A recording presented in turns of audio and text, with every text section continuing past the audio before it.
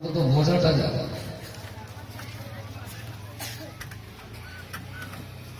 জলসার পরিচালনায় চাঁদপুর মির্জানগর যুব উন্নয়ন কমিটি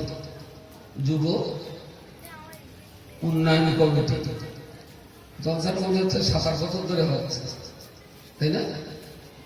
যুবকদের কি ধরনের উন্নতি হচ্ছে আমি কিন্তু জানতে পারি। যুব উন্নয়ন কমিটি মানে যুবকদের উন্নয়ন,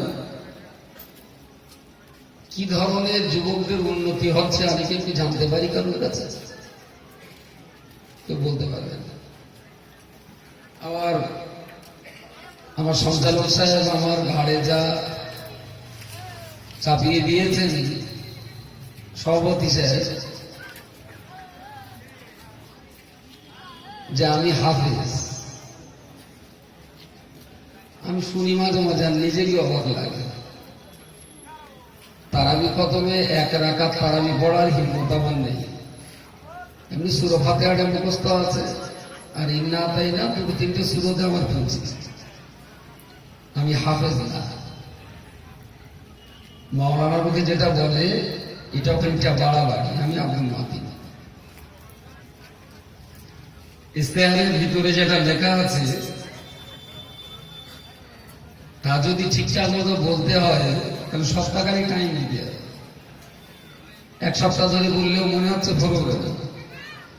প্রিয় সুধীবৃন্দ, হে আমার জাতি, বর্তমান যুগে নির্লজ্জতা ও পর্দাহীনতা যেভাবে প্রকাশ পেয়েছে তাতে আইয়ামে জাহেলিয়াতকে ম্লান করে দিয়ে আর এক ধাপ এগিয়ে গিয়েছে। আজ পৃথিবীতে প্রকৃত মাবুদকে ছেড়ে কেউ করছি মজার পূজা, কেউ করছি নেতা পূজা, কেউ করছি ভণ্ড পীরের পূজা, আবার কেউ করছি নফসের পূজা। তাই দিক ভোলা পশুকুলের ন্যায় আমার জাতি দিক হারিয়েছে। তাই এহেন জাতিকে সঠিক পথের সন্ধান দিতে ও মানুষের পরিচয় দিতে ওলামা হযরতগণের আগমন জাতি ধর্ম নির্বিশেষে সবার জন্য থাকলো আন্তরিক আমন্ত্রণ। এখন যেমনটা লেখা আছে ঠিক তেমনটা যদি বলতে বলা হয় তা আমারও পায়জামা গরম হয়ে যাবে, আর তাতে এই যে আবার লুঙ্গি পড়ে। তো এইগুলো না খানিকটা লিখতে হয়, তাই লেখা স্থানের মাঝখানে একটু কিছু দিতে হয়, তাই দেওয়া। অ্যাকচুয়াল একটা বিরাট ব্রড সার্কেলের এজেন্ডা। এই এজেন্ডা ভিত্তিক আলোচনা করতে গেলে ঠিক যে ধরনের যোগ্যতা লাগে সে ব্যাপারে আমিও অপারগ, আর যে ধরনের সময় সাপেক্ষ সেটা আপনাদের হাতেও নেই আর কর্তৃপক্ষের হাতেও নেই। তো আমি ইস্তেহারটা পড়ে যতটুকু বুঝেছি এইগুলো নিয়ে বিষয়ভিত্তিক আলোচনা করা তো সম্ভব নয়। তবে পুকুরে নামা যাবে না, পাহাড়ের উপর দিয়ে কোন রকমে যাওয়া যেতে পারে, পাহাড়ের উপর দিয়ে হাঁটা যেতে পারে, পুকুরে নামা খুব দুঃসাধ্য ব্যাপার। আমি কোরআন শরীফের একটা ছোট্ট আয়াত পড়েছি, এই ছোট্ট আয়াতটা নিয়ে শুরু করছি, বাকি আল্লাহ পাকের মঞ্জুর আর রহমতের উপরে নির্ভরশীল। আব্দুল মঈন সাহেব কি ব্যাপারে কোন প্রসঙ্গে কি আলোচনা করছিলেন তা আমার শোনা হয়নি। একটু আগের বক্তার আলোচনাটা শুনতে পারলে কিছুটা সামঞ্জস্যতা বজায় রেখে আবার কথা বলা যায়। কেউ কেউ একটু আমাকে ধরিয়ে দেবেন যদি কি বলছিলেন? মোটামুটি একটা সংকেত, নারীর মর্যাদা। বাহ, সুন্দর কথা বলেছে। নারী জাতি, পুরুষ আর নারী পৃথিবীতে দুটো জাতি। ইন্না খালাকনাকুম মিন যাকারিন ওয়া উনসা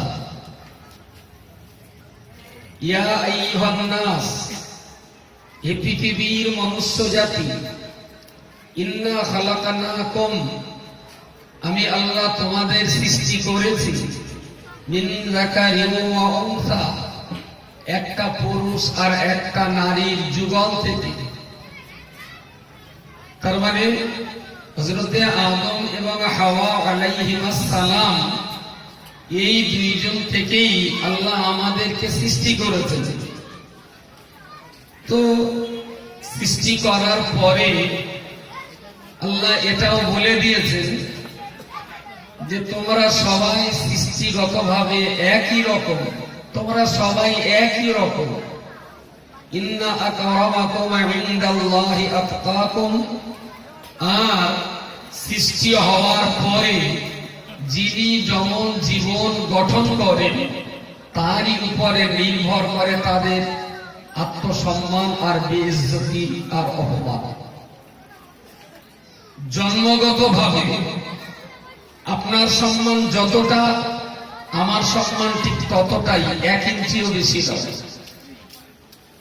জন্মগতভাবে মুফতি সাহেব যিনি বক্তব্য রাখবেন আমার পর, জন্মগতভাবে মুফতি সাহেবের সম্মান যতটুকু, আর এই হাটে যারা জুতো সারাই করে, আমরা যাদের চর্মকার বলি, প্রচলিত ভাষায় চর্মকার আপনি বলতেই পারেন, কিন্তু যদি মনে করেন যে ওর চাইতে আমি বেশি ভালো, তাহলে চর্মকারটা ও না, সম্ভবত আপনি। মানুষ হিসাবে জন্মগতভাবে মুফতি সাহেবের সম্মান যতটুকু, চর্মকারের সম্মানও ততটুকু। কেউ যেমন আমার লোকের কানে যেন বলে দেবেন, আমার লোক রেগে যাবে, তাই ভাই ভাই সংসারে যেমন আগুন ডাকার হয়। ইন্না খালাকনাকুম মিন যাকারিন ওয়া উনসা। तमाम দুনিয়াতে যত মানুষ আল্লাহ সৃষ্টি করেছেন, সমস্ত মানুষকে আল্লাহ আদম আর হাওয়া দুইজন স্বামী আর স্ত্রী দম্পতির মধ্য দিয়ে আল্লাহ পৃথিবীতে আমাদেরকে সৃষ্টি করেছেন। খুব স্বাভাবিকভাবেই যদি বলা যায়, সোনার দাম, সোনা 1 ভরির দাম এখন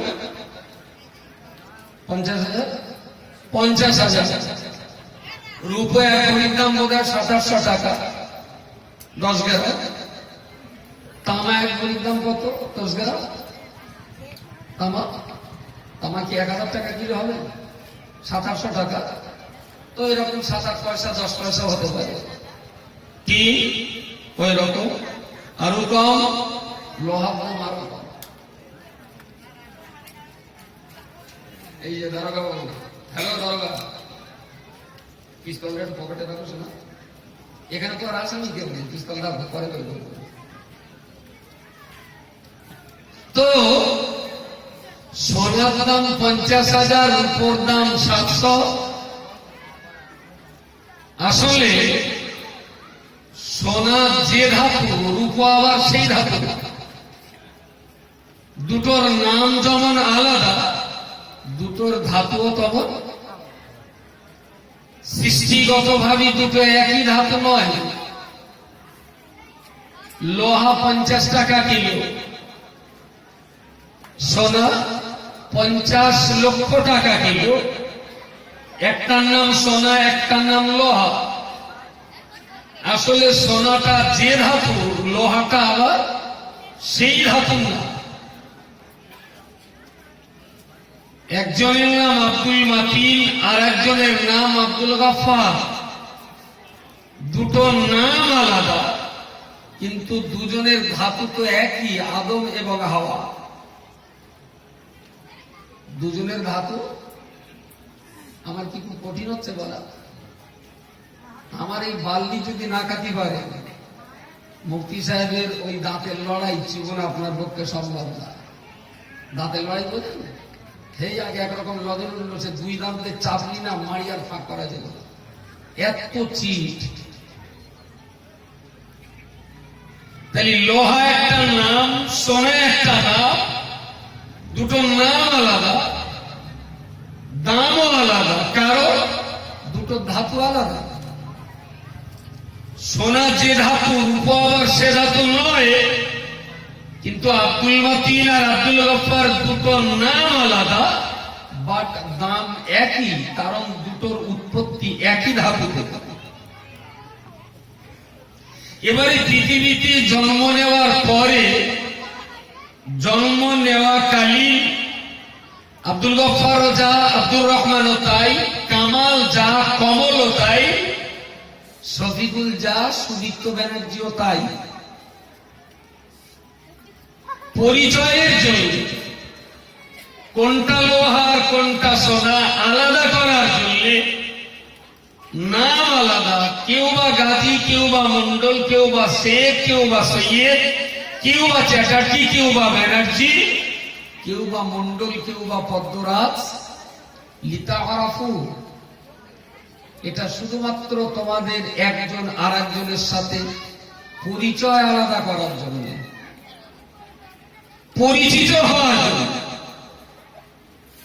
এখন আমার নাম আব্দুল মাতিন, আমার বাপের বড় ছেলের নাম আব্দুল মাতিন, আমার বাপের সেজ ছেলের নাম আব্দুল মাতিন, 6টা ছেলে 6টার নামই আব্দুল মাতিন। এখন এখানে আজকে সভা হবে, এরাও লিখেছে আব্দুল মাতিন ওয়াজ করবে, তাহলে জিজ্ঞেস করবে এরা শামসুর রহমানের ক নম্বর মাতিন, কারণ সবকটার নামই একই নাম। তাহলে আবার পাশে আবার লিখে দিতে হবে 2 নম্বর মাতিন, বাপের মেজো ছেলে আমি 2 নম্বর আব্দুল মাতিন। তা সেই যদি আমার কাইম সাহেব হয় 1 নম্বর আব্দুল মাতিন, মাতিন যদি হয় 2 নম্বর আব্দুল মাতিন, রাকিব যদি হয় 2 নম্বর, 3 নম্বর আব্দুল মাতিন, তার মানে 1 আর 2 মানে নাম তো সেই আলাদা আলাদা, নাম আলাদা আলাদা হয়েই গেল। লিতাআরাফু, বংশ আলাদা, নাম আলাদা, এটা অন্য কোনো কারণে নয়, শুধুমাত্র করে সুনির্দিষ্ট করে চেনার জন্য। ওই মাটির দিকে একটা গ্রাম আছে চাঁদপুর, ওরার নাম চাঁদপুর, এটার নাম চাঁদপুর, গোলাবাড়ির নাম চাঁদপুর, বেড়াচাপার নাম চাঁদপুর, সরুনগরের নাম চাঁদপুর, বড় গোবরার নাম চাঁদপুর। সারা পৃথিবীর সব গ্রামের নাম যদি চাঁদপুর হতো, মানুষ কি চলাচল করতে পারতো ঠিকঠাক? তাহলে চাঁদপুর, তাহলে আমার মেয়ে তো চাঁদপুর দিচ্ছে, তা চল ঘুরে আসি, যাচ্ছে রে সে চাঁদপুর, তো আমি যে চাঁদপুর সে তো 3 কিলোমিটার দূরে, তুই কোন চাঁদপুরলে যাবি? তাহলে ওটা পুরো চাঁদপুর। ওই বাইক ওখানে রেখে 2 বন্ধু ঝাঁটা কাটা শুরু করে। আসলে নামের পরিচয় আলাদা, গ্রামের পরিচয় আলাদা, বংশের পরিচয় আলাদা, গোত্রের পরিচয় আলাদা। লিতাআরাফু, শুধুমাত্র সুনির্দিষ্ট করে পরিচয় পরিচিতি লাভ করার জন্য আমাদের আলাদা আলাদা নাম, আলাদা আলাদা পরিচয়। আমি আব্দুল গফফার, আপনি আব্দুল সাত্তার, আরেকজন আব্দুল রাকিব, আরেকজন আব্দুল মুতিব, কিন্তু আসলে ধাতুটা যেখান থেকে তৈরি হয়েছে মূল ধাতু একই ধাতু, বলা যেতে পারে একই কোম্পানি, আদম এবং হাওয়া। ইয়া আইয়ুহান নাস ইন্না খালাকনাকুম মিন যাকারিন ওয়া উনসা, আমি আল্লাহ तमाम দুনিয়ার মনুষ্য জাতিকে সৃষ্টি করেছি একটা পুরুষ আর একটা নারী থেকে, এবং এই পুরুষ আর নারী থেকে পৃথিবীতে সবাই সৃষ্টি। তোমাদের নাম, রং, বংশগ্রাম আলাদা আলাদা করাটা শুধুমাত্র তোমাদের পরিচয়ের জন্য। এবারে যদি জিজ্ঞেস করি যে একই কোম্পানি থেকে যখন আমরা তৈরি, আমার বাবা আদম, আমার মাও হাওয়া, আপনার বাবা আদম, আপনার মাও হাওয়া, তাই যদি হয় তাহলে পুরুষ জাতির চেয়ে নারী জাতির সম্মান কি কোন অংশে কম? কোন অংশে? বরং বেশি। প্রিয় রাসূলকে জিজ্ঞেস করা হয়েছিল, ইয়া রাসূলুল্লাহ, পিতা মাতা বেঁচে আছেন, খেদমত করবো কার? নবী বললেন তোমার পিতা। সাহাবী আবার জিজ্ঞেস করলেন, হ্যাঁ তোমার মাতা। সাহাবী আবার জিজ্ঞেস করলেন, হুজুর খেদমত করবো কার? নবী বললেন তোমার মায়ের। সাহাবী দেখলেন বাপ যাচ্ছে, নবী কি বেজায় আছেন নাকি আমার বলা উল্টো পাল্টা হচ্ছে? ইয়া রাসূলুল্লাহ, পিতা মাতা দুজনেই বেঁচে আছে, আমি আমার খেদমত পরিষেবাটা কাকে দেব? নবী বললেন তোমার মাকে দেবে। মাকে? উম্মুকা, তোমার মাকে। সাহাবী বললেন আমার তো ভুল হচ্ছে না, আমি তো বারবার জিজ্ঞেস করছি। আবার জিজ্ঞেস করলে যে আর রাসূলুল্লাহ আমি খেদমত করবো কাকে? আমি বললাম তোমার বাবাকে।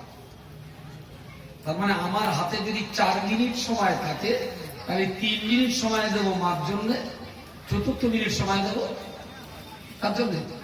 বাপের জন্য।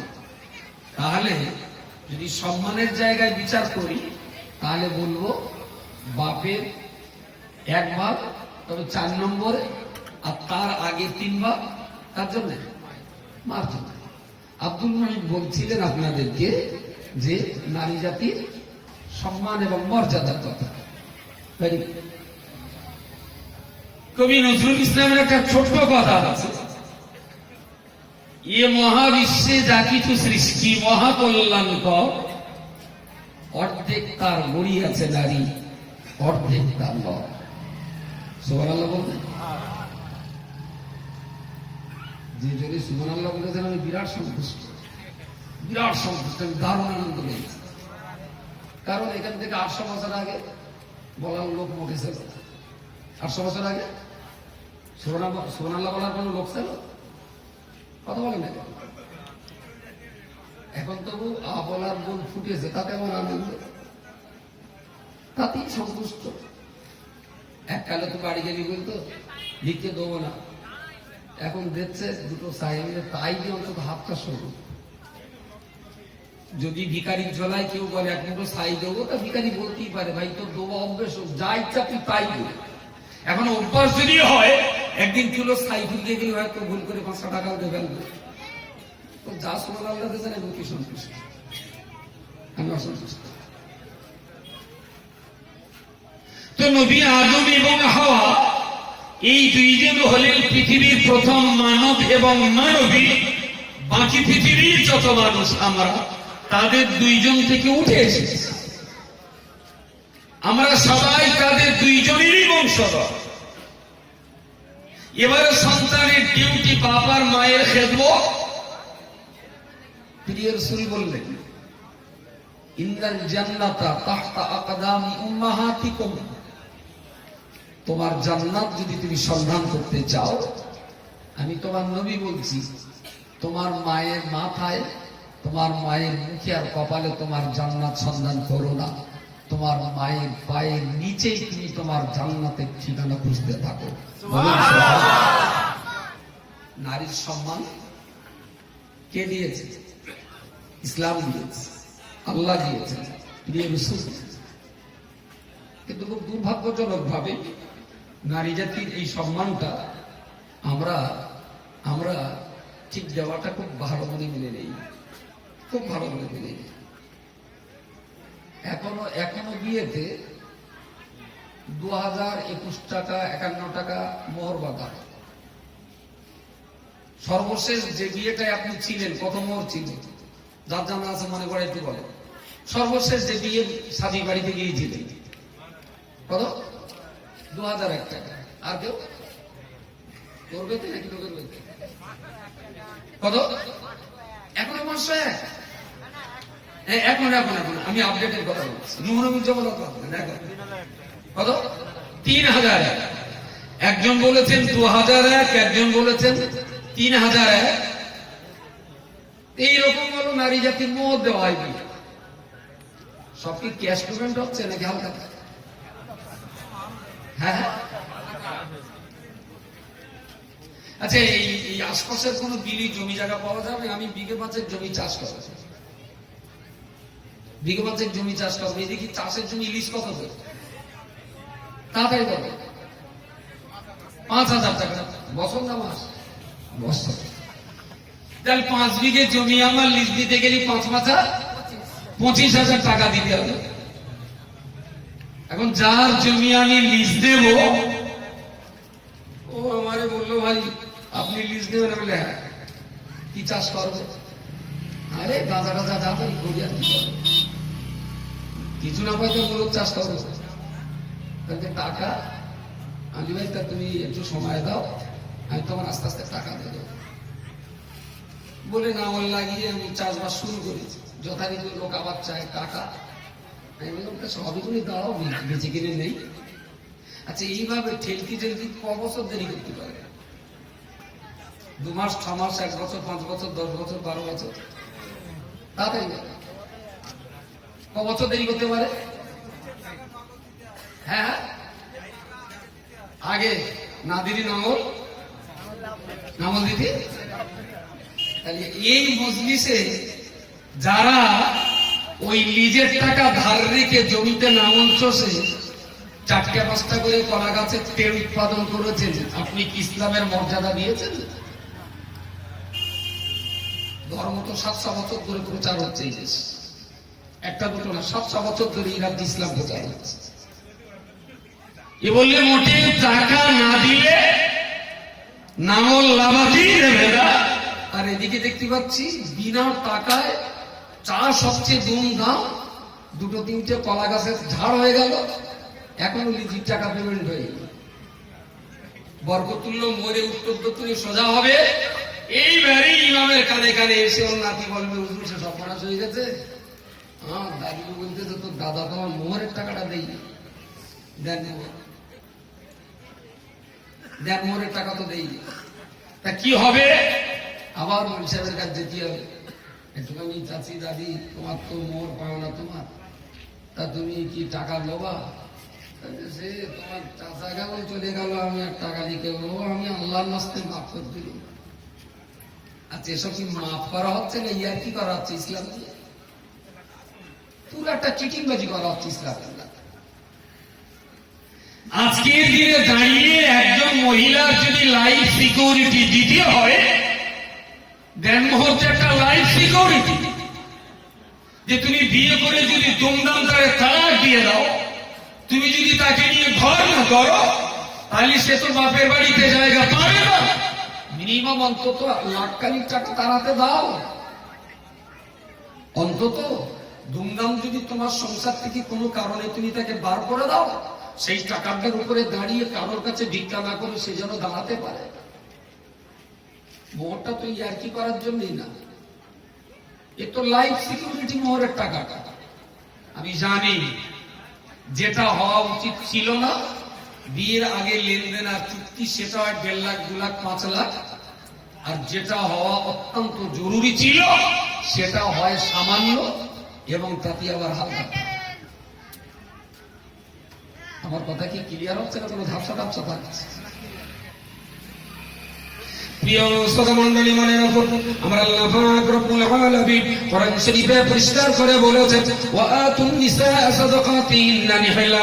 হে পৃথিবীর পুরুষ জাতি, তোমরা যখনই কোনো মহিলাকে বিবাহ বন্ধনে আবদ্ধ করবে, তাকে বিবাহ করার পূর্বে তার লাইফ সিকিউরিটি হিসাবে মোহরের একটা টাকা তুমি তাকে প্রদান করবে।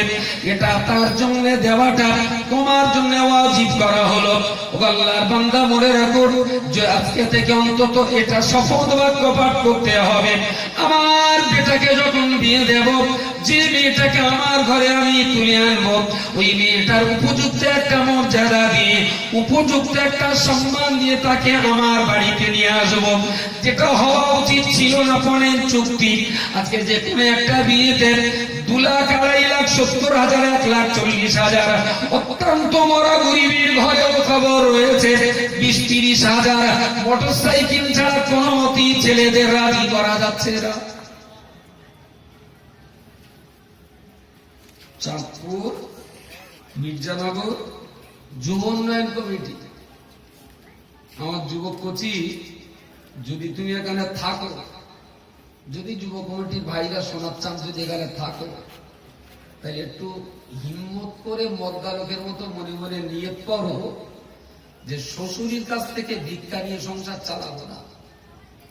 আমি হিজড়ে না, আমি একটা মদ্দালক, আমি খেটে খাই, তাদের শ্বশুরের কাছ থেকে 5 পয়সা নেব না। আরো আলাদা করে পয়সা আমি জমিয়ে রাখবো। হিম্মত করে আমার স্ত্রীকে 50,000 টাকা ক্যাশ, মোহরের টাকা হাতে তুলে দিয়ে আমার ছেলে দেবো, আমি বিয়ে করবো। এর ভিতরে যে কটার বাড়ি মেয়ে সাইন হয়ে গেছে, কেরম আনন্দ হচ্ছে বলেন? যাদের বাড়ি মেয়ে সাইন হচ্ছে, কথা বলা যায়নি, তাদের একটু আনন্দ হচ্ছে। আর যাদের বাড়ি মেয়ে সায় না, আমারই অস, তাদের কাছে এখন ফেভারে যাচ্ছে। আর যাদের বাড়ির ছেলে সবে দেখাশোনা শুরু হয়েছে, ওদের কিরম আছে ওদের ভেতরে ভেতরে চচ্চর করতেছে। আমি ভাই তোমার গরমটা আর ঠান্ডাটা দুটো একসঙ্গে মিলিয়ে বাড়ি যাও, আমার উপরে যেমন রাগ করো।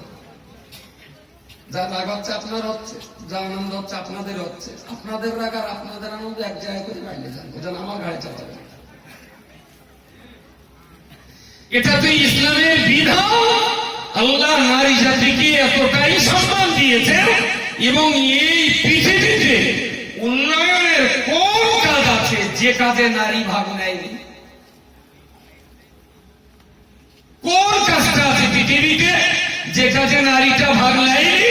এখানে যত পুরুষ জামা, চাদর, লুঙ্গি, গেঞ্জি, সোয়েটার, মাফলার, টুপি মাথায় দিয়ে বসে আছেন, এগুলো তো বাড়ির গিন্নি পরিষ্কার করে।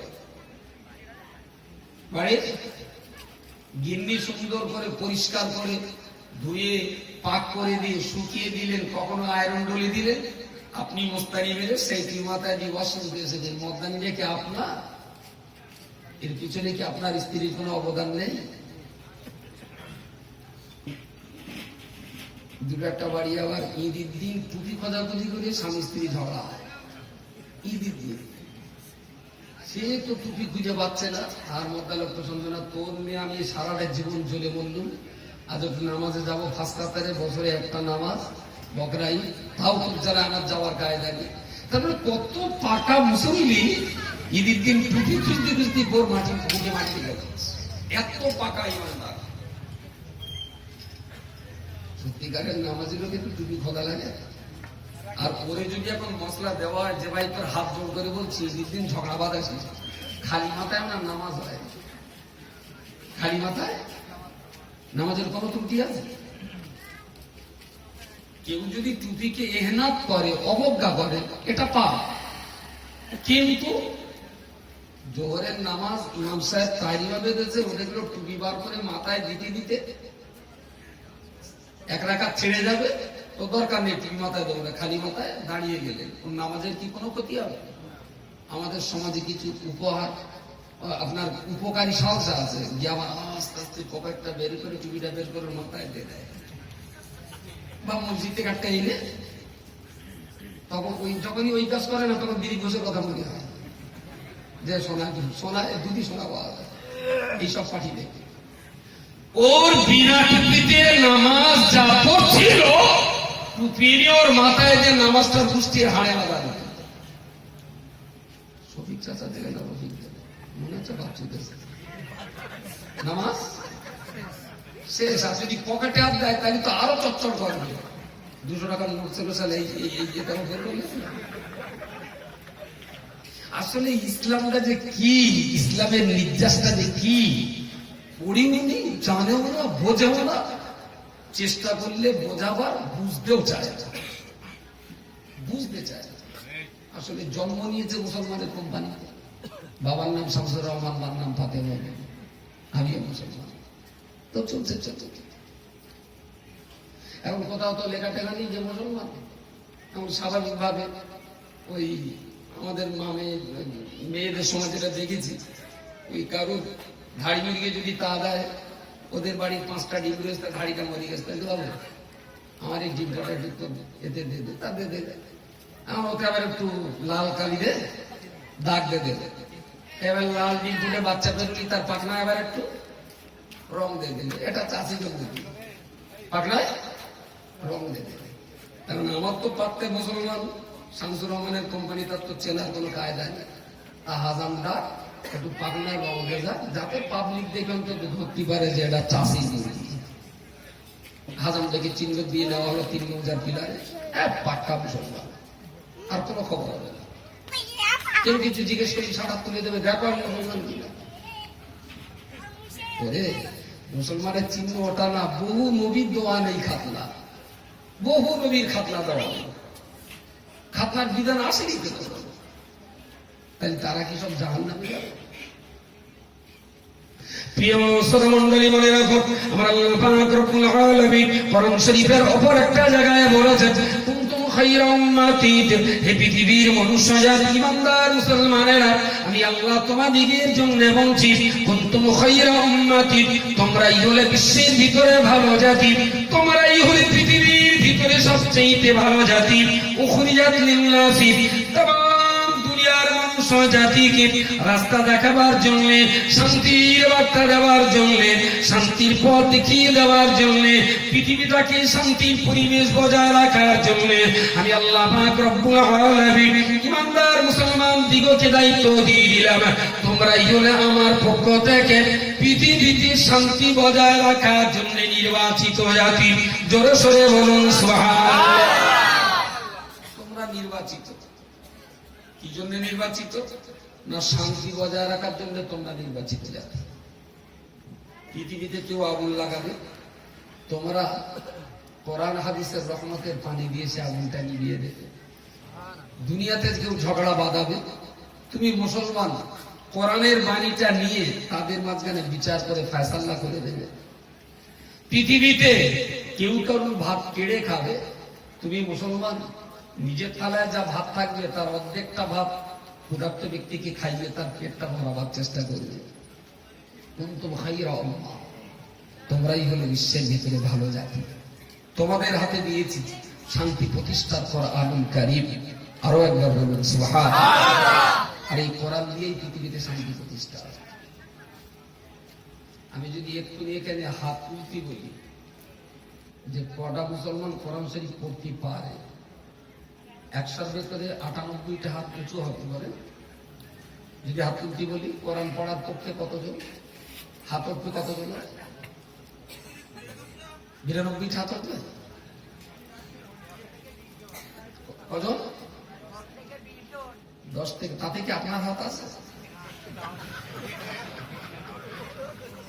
কি হবে? খালি উপায় কি? বাঁচার পথ। আসলে যে ইসলাম নিয়ে গর্ব করি, যে ইসলাম নিয়ে ফখর করি, যে ইসলাম নিয়ে আমি অহংকার করি, যে ইসলাম নিয়ে আমি পৃথিবীতে মান সম্মান নিয়ে বেঁচে থাকার চেষ্টা করি, সেই ইসলাম ধর্মের আইন কানুনে মূল কিতাবটাই হলো কোরআনুল কারীম। আসলে আগে পড়তে হয়, আগে শুনতে হয়, পরে পড়তে হয়, তারপরে বুঝতে হয়, তারপরে কাজে লাগিয়ে পাকা মুসলমান তৈরি হতে হয়। প্রথমে শোনা, তারপরে পড়া, তারপরে বোঝা, তারপরে জীবনে কাজে লাগিয়ে মুসলমান হতে হয়। না শোনাটা আপনাদের হয় ধর্মসভায়, সেটাও হয়নি, বোঝাও হয়নি। মুসলমান কি চতুর্থ আসমান থেকে নেমে আসবে? আমি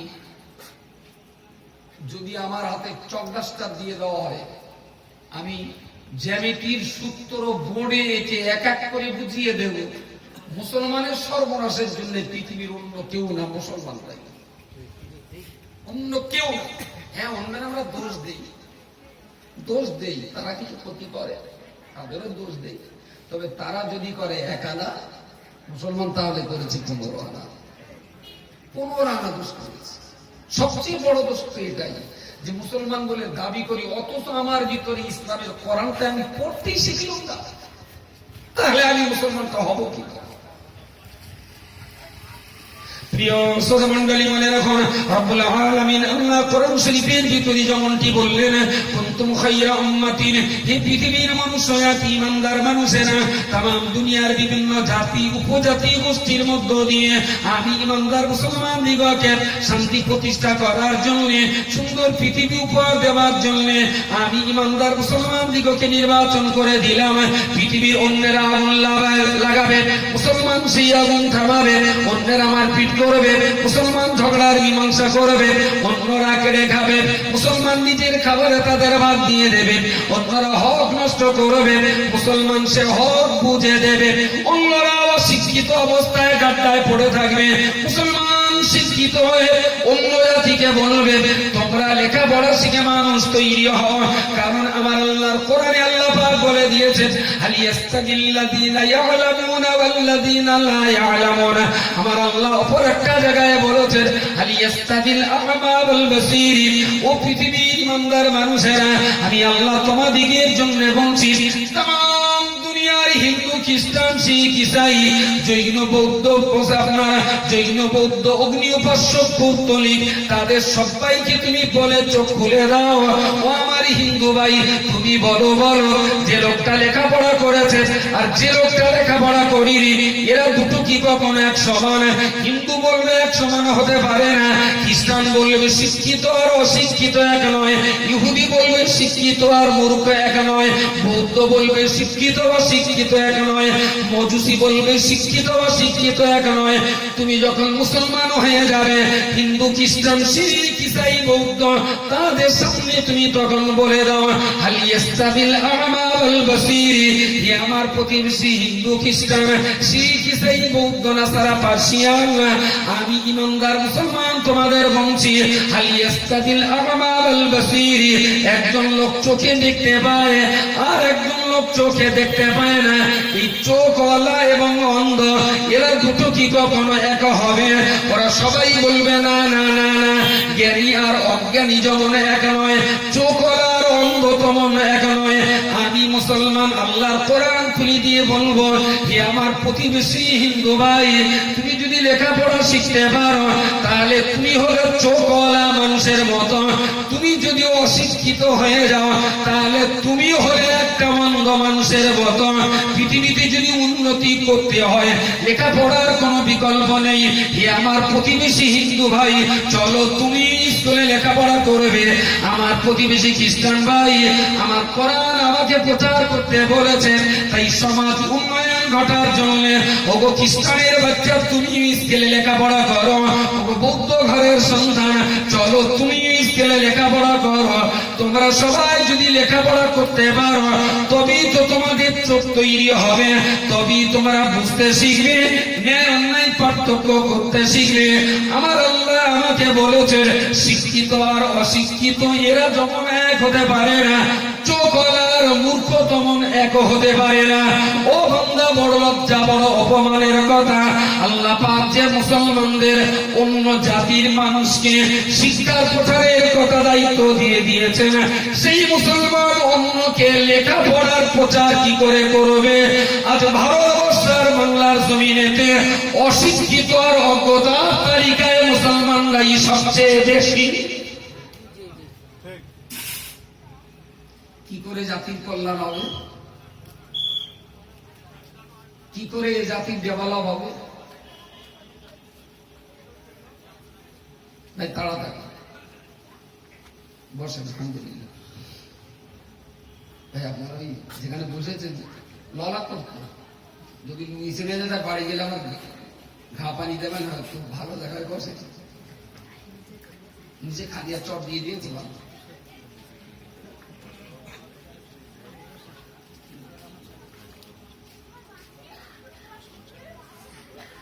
ভাই পোয়েম তো দেখতে পাচ্ছেন, হাবিবুর আদরি ভাই করো তো, হাবিবুর ভাই ওখানে। আচ্ছা, বর যদি ওই রকম বসে সেটা হয়?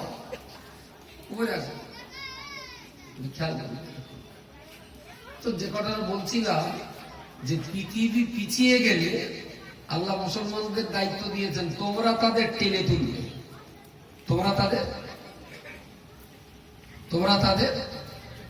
টেনে তুলবে, এটা তোমাদের ডিউটি। এবং যাদের দায়িত্ব ছিল টেনে তোলা, তারাই এখন চরম ঘাটায়। তোমাদের দায়িত্ব। তুমি যদি কারো ধরে ধরে থানায় এনে জেলখানায় দেয়, কোন হিন্দু, কোন খ্রিস্টান, কোন ইহুদি, কোন বৌদ্ধ, কোন নাসারা, কোন শিখ, তুমি গ্রামের আলেম, মাওলানা, হাফেজ, একজন পাক্কা মুসলমান, তুমি থানায় যাও, বলো স্যার ও একটু অন্যায় করে ফেলেছে স্যার, আজকের দিনটা ছেড়ে দেন, আর আমি দায়িত্ব নিচ্ছি স্যার, ওরা অন্যায়টা আর করবে না, ওর একটু ধরে বাড়ি আনেন। এই থানায় যে যদি একটা হিন্দু ভাইকে যদি আমি ছাড়িয়ে আনি, স্যার আমি দায়িত্ব নিচ্ছি স্যার, ও একটা কলার কাঁদি চুরি করেছে তো তার জন্য ধরে এনে দেয়, আমি দায়িত্ব নিচ্ছি স্যার, ও চুরি করবে না, ছেড়ে দেয়। আচ্ছা, ওর পাশে যদি আমি দাঁড়িয়ে ওর এই উপকারটা করতে পারি, আর দিলীপ ঘোষ এসে সরাসরি যদি ওর হাতে তলোয়ার তুলে দিয়ে বলে মাতিনির কোপাতি হবে, ও কি মাতিনির বিরুদ্ধে কোপাবে বলে মনে হয়? কথা বলেন, কথা বলেন। আসলে আমরা না মুসলমান হতে পারলে বাংলা একটা ছোট্ট কথা বলে যে আমি ভালো হলি জগৎ ভালো। কেনটা কি একটা বেশ সন্দেহনা আছে, নিজে ভালো তো জগৎ ভালো। এই জায়গাটায় যাচ্ছি, জায়গায় দাঁড়িয়ে আমরা কি একটু আমি আমার নিজেকে মূল্যায়ন করতে পারি যে আমি কোন ক্যাটাগরির আর কোন কোয়ালিটি সম্পন্ন মুসলমান হয়েছি। যাদের দায়িত্ব ছিল অশিক্ষিত মানুষগুলোকে নিয়ে লেখাপড়া শিখিয়ে সভ্য আর ভদ্রতার মূল স্রোতে ফিরিয়ে আনা, কোরআন মেনে চলার দাবিদার সেই মুসলমান আমাদের রাজ্যে অশিক্ষিতর তালিকায় সবচেয়ে বেশি, সবচেয়ে বেশি। এবং যা লেখাপড়া আমরা শিখছি তা যে খুব কোয়ালিটি সম্পন্ন আমার তা মনে হয়, আমার তা মনে হয়। মুসলিম এলাকার যেখানে 100-র ভিতরে 90-95টা স্টুডেন্ট মুসলিম, এইরকম এরিয়ার মুসলিম অধ্যুষিত এরিয়া প্রাইমারি স্কুলে 10 দেখলি না কান্তি চায়। একটা মাস্টার রাস্তার ধারে বসে চেয়ার নিয়ে, আর একটা মাস্টার পুকুর ধারে বসে। স্যার পড়াবেন কেন? তাই ভাই ছেলে মিলে তো অনেক ক্লাস করে তুলতে পারি, আমি রাস্তার ধারে রয়েছি, কেউ যেন চাপা না পড়ে, আর ও মাস্টার পুকুর ধারে রয়েছে, কেউ যেন পুকুরই না লাগে। তার মানে তাহলে সে সজিনা বলে একটা মেয়ে পুকুরি পড়ে গেল, আর অন্য আনি ঝাঁটালে মারবে, তাই সেখান থেকে একটা আমরা পুকুর ধারে ডিউটি করি, তা পড়াবো কখন?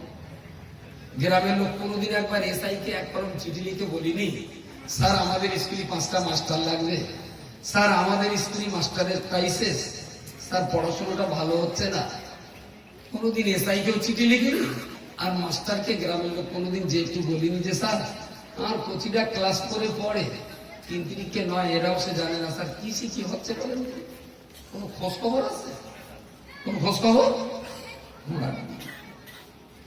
শুধু এজন্য একটা টাকা তৈরি মেশিন, ওই 12-13 বছর বয়স হলো, যা হড়িয়ে গড়িয়ে ওই 4-5 পর্যন্ত গেল, লাও 1.5 টাকা বাদ দাও, একটা ছোট চাকা, একটা বড় চাকা, মুখস্থ সেলাই হয়, সেলাই নাই, এমব্রয়ডারি নাই, সাইকেল মিস্ত্রি নাই, ফুচকার দোকান করো। আর ওই করে 13 বছরের বাচ্চা এদিক সেদিক করে 22,000 টাকা ক্যান্ডিডেট সেন্ট কিনে এবার বসে গেল পাবজি আর ফ্রি ফায়ার। আমি কি খুব অন্যায় কথা বলছি? এই যে একটা প্রজন্ম পুরো হারিয়ে যাচ্ছে, মুসলিম কমিউনিটির একটা প্রজন্ম যে পুরো হারিয়ে যাচ্ছে, নির্দণ্ড শেষ, না শিক্ষা, না দীক্ষা, না সভ্যতা, না উন্নতি, একেবারে সর্বনাশ হয়ে গেল। গ্রামের বড় মাতব্বর, ইমাম, মসজিদ, মাওলানা, দায়িত্বশীল কর্তব্যপরায়ণ মানুষ যারা একেবারে গালে কুলু পেটে এতে কাপের দোয়া পড়ে চলাচল করছে, কিচ্ছু বলে না। বললি বলবেন ভাই ওসব বলতে গেলে কত রকমের গাল দেবেন, তা ঠিক আছে। আমি ভাই আপনার মতন এই জ্ঞানটা যদি নবীর থাকতো, তোমার যত জ্ঞান নবীর মতো জ্ঞান নেই, তো নবীর যদি ওই জ্ঞানটা থাকতো তাহলে নবী আর মক্কা থেকে তায়েফ হয়ে যেত না ইসলামের কলমা বোঝাতো। তুমি যদি পারো একবার মদিনায় গিয়ে নবীর কানে কানে বলে এসো, জোরা যখন পাথর মারবে তা কি চুলকুনি দিয়ে গেলে তুমি, তাই বললেই বলবে এরা গাইল দেবে। ভাই এরা তো গাইল দেবে, আর নবীকে তো পাথর মেরেছে, নবীকে পাথর মেরেছে। এরপরেও জিবরাইল যখন বললেন ইয়া রাসূলুল্লাহ, আল্লাহ আপনাকে আমাকে পাঠিয়ে দিয়েছেন, আপনি এদের কি শাস্তি চান? রাসূলুল্লাহ চুপ করে রয়েছে। বললেন শাস্তি?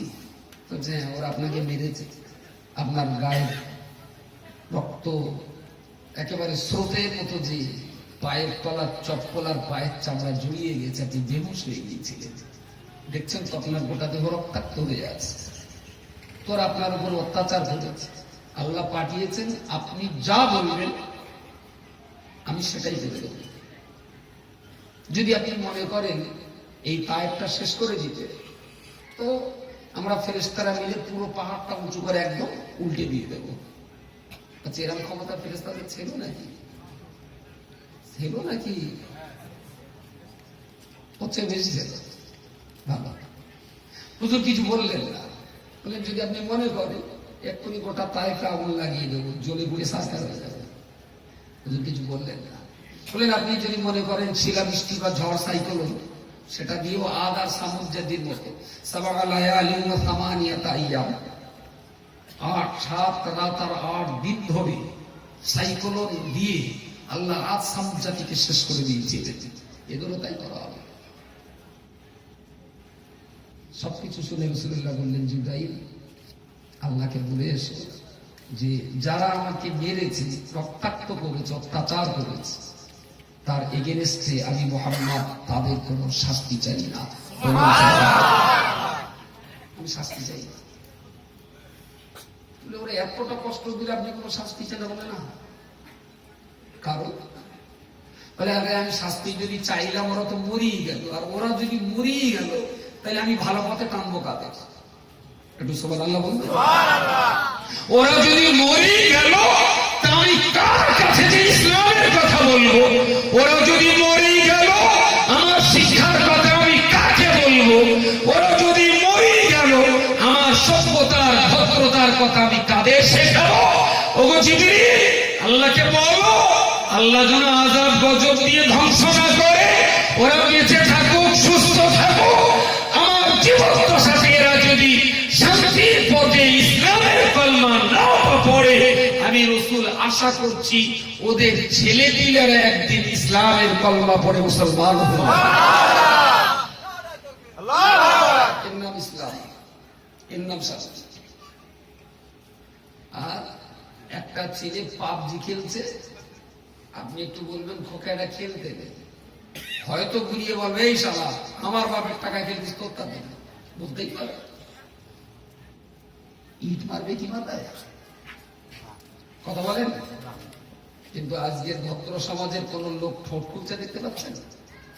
ঠোঁট এরা মুখ বন্ধ করে জান্নাতে যাবে, ব্যাপারটা কিন্তু অতটা সোজা না। আরে আল্লাহ তো আপনার হাতে তলোয়ার তুলে দেয়নি যে তোমার কথা না শুনলে গলা কেটে দাও।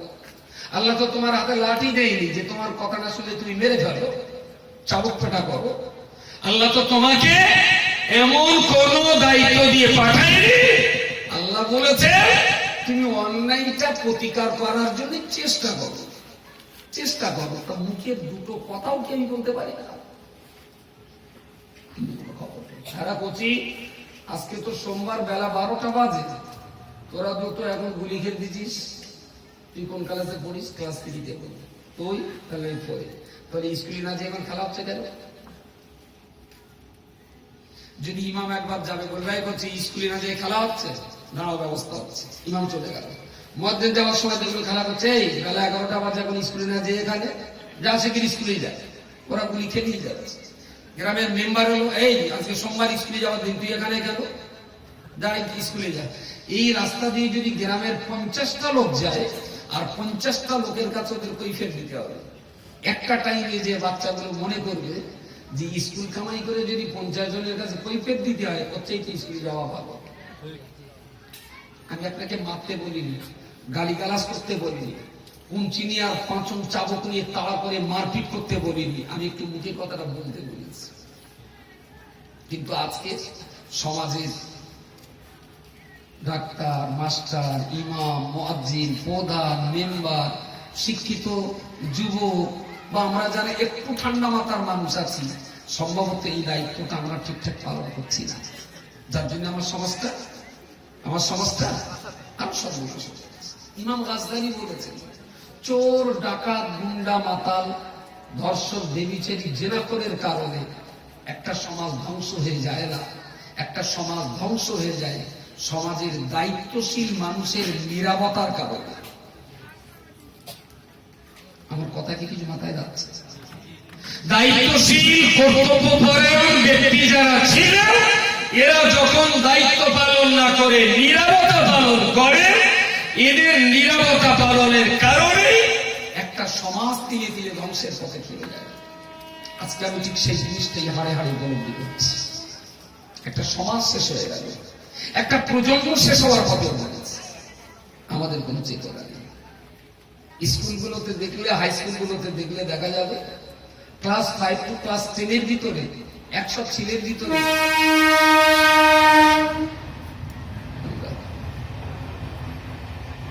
ক্লাস 5 টু ক্লাস 10 100 ছেলের ভিতরে ক্লাস 10 এ উঠতে উঠতে প্রায় 40 থেকে 50টা ছেলের ড্রপ আউট।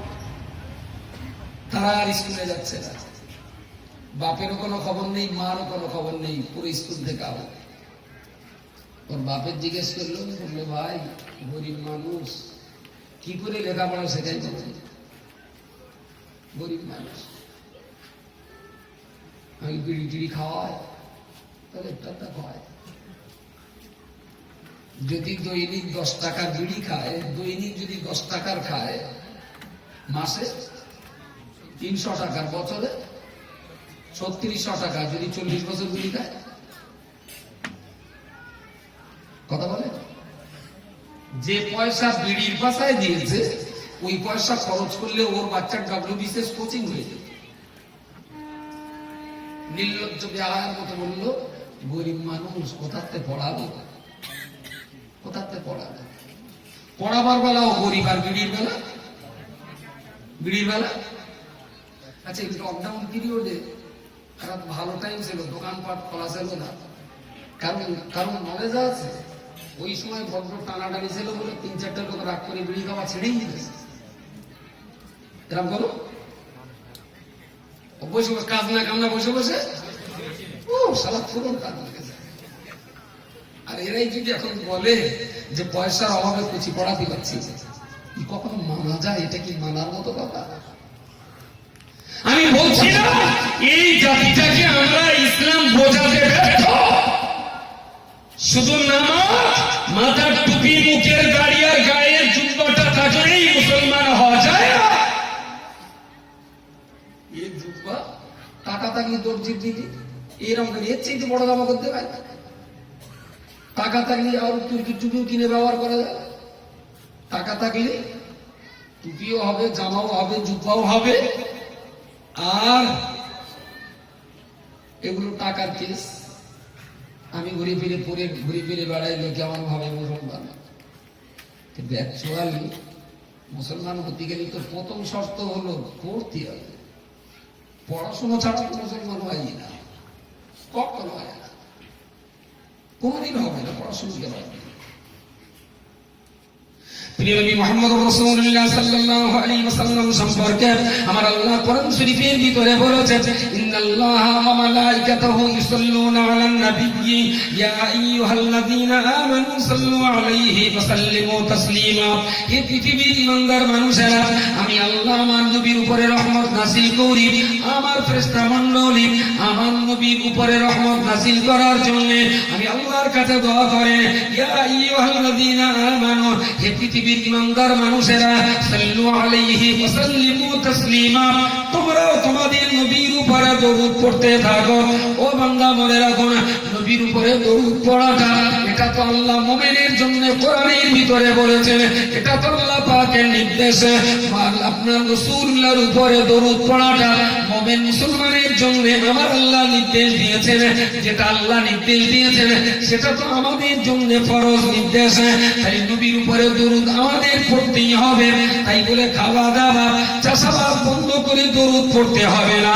একটা ঈমানদার মুসলমানের পক্ষে জীবনে একটা বারের জন্য কমপক্ষে দুটো মানুষের সামনে আল্লাহুম্মা সাল্লি আলা সাইয়্যিদিনা মাওলানা মুহাম্মদ, দুটো মুসলমানের সামনে এ দরুদ পড়াটা একটা বারের জন্য ফরজ। আশহাদু আল্লা ইলাহা ইল্লাল্লাহ ওয়াহদাহু লা শারীকা লাহু ওয়া আশহাদু আন্না মুহাম্মাদান আবদুহু ওয়া রাসূলুহু। এই কলমাটা জীবনে একবার হলেও দুটো মুসলমানকে শোনানো ফরজ। বিয়ে পড়াবার জন্য উকিল পাঠালাম, উকিল এসে বললো মেয়ে রাজি হয়েছে। বললাম তোমার কথা মানলাম না। উকিলের হাতে কোনো অস্ত্র আছে? বাহ, উকিলের হাতে দুটো অস্ত্র আছে, দুটো সাক্ষী। এই শোনো, আমি মিথ্যে বলছি কি সত্যি বলছি দুজনে জিজ্ঞেস করো। এখন শফিকার রবি দুটো বলে হ্যাঁ মেয়ে মত দিয়েছে, আমরাও শুনেছি। আর কিছু করার আছে? আপনি তো এসেই বললেন আমি না মুসলমান না, আমি না বিশ্বাস করি না। তাহলে আপনাকে বলতে হবে শফিকার রফিক ওদের জিজ্ঞেস করো, আমি না শাহাদাত কালেমাটা ওদের দুজনকে শুনিয়েছি। জীবনে একবারের জন্য কালেমা শাহাদাত দুইজন ইমানদার মুসলমানকে শোনানো ফরজে আইন।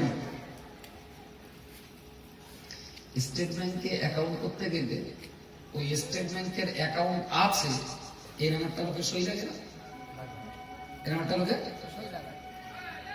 আল্লাহ সাথে দুটো লোকের সই, ইসলামের সাক্ষী দুজন।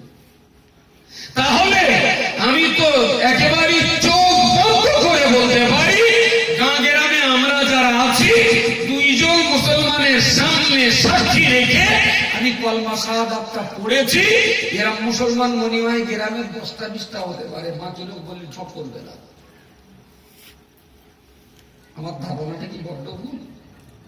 এইভাবে কতদিন ঠেলে নিয়ে যাবে, আর কতদিন ঠেলে নিয়ে যাবে? ইসলাম তো আপনার উন্নয়নের জন্য, ইসলাম আপনার ডেভেলপমেন্টের জন্য, ইসলাম আপনার শান্তির জন্য, ইসলাম তো আপনার কল্যাণের জন্য। কিন্তু আপনি কেন ইসলামটাকে এত দূরে ঠেলে বলেন? কেন ইসলামটাকে এত দূরে ঠেলে বলেন?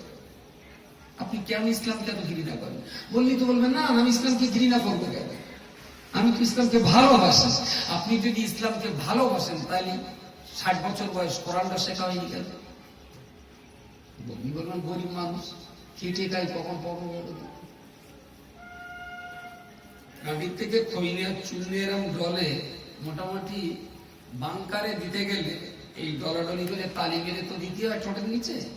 মোটামুটি কমিনিট ডললি ভালো রেজাল, কমিনিট ডল দেয় কত? হ্যাঁ ও ডলি টেম্পার বাড়বে তো মোটামুটি আমাদের গ্রামের লোকেরা কিরাম টেম্পারে দেয়। একজন বলেছেন 5 মিনিট, তাই না? আচ্ছা এই খৈনি ডলতে যদি 5 মিনিট লাগে একবার ডলতে, সারাদিন কবার দেয়? কবার? 5 বার, 5-7 বার। যদি 5 বার দেয়, 5 মিনিট করে যদি 5 বার ডলে, তাহলে প্রতিদিন 25 মিনিট, প্রতিদিন 25 মিনিট, মাসে 750 মিনিট, এক বছরে। জীবনে হিসেব করে দেখেছেন যে শুধু খৈনির পাশায় কত টাকা বলতেছে? দাঁড়ান তো মুখোমুখি আর হওয়ার কোন লাইন নেই। প্রতিদিন per day 25 minute, 25 minute into 365। এর মেন কথা বলে দিন, সেকেন্ড কোন খৈনি করতে আছে নাকি?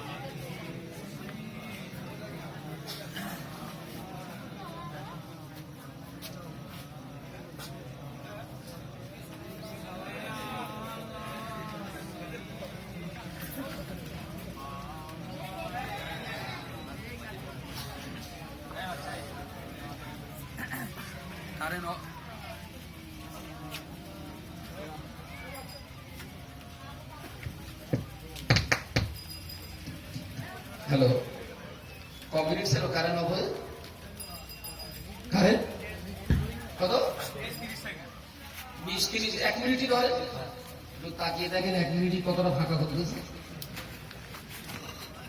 যা 1 মিনিট আলো অফলি যদি এতটা কমে, তাহলে যার জীবনের 40 বছর কোরআন থেকে অন্ধকার, ইবলিস তার ভেতরে কিছু রেখেছ বলে মনে হয়? 1 মিনিটে যদি এত ফাঁকা হয়, তাহলে যার জীবন 40 বছর কোরআনের আলো থেকে অন্ধকার, ও পুরো একদম ভাগড়া করে ফেলেছে। যাক, যারা উঠেছেন ভাই ওজু ইস্তেঞ্জা সেরে আবার একটু মজলিসে আসুন। ও সেই হিসেব করা হয়, যদি প্রতিদিন 25 মিনিট করে খৈনিয়ে ডলে, একবারে 5 মিনিট, 5 বারে 25 মিনিট, 365 দিন ইকুয়াল টু 9125 মিনিট। তো 9125 মিনিট 365 দিনে 1 বছর, যদি 40 বছর খৈনি খায়,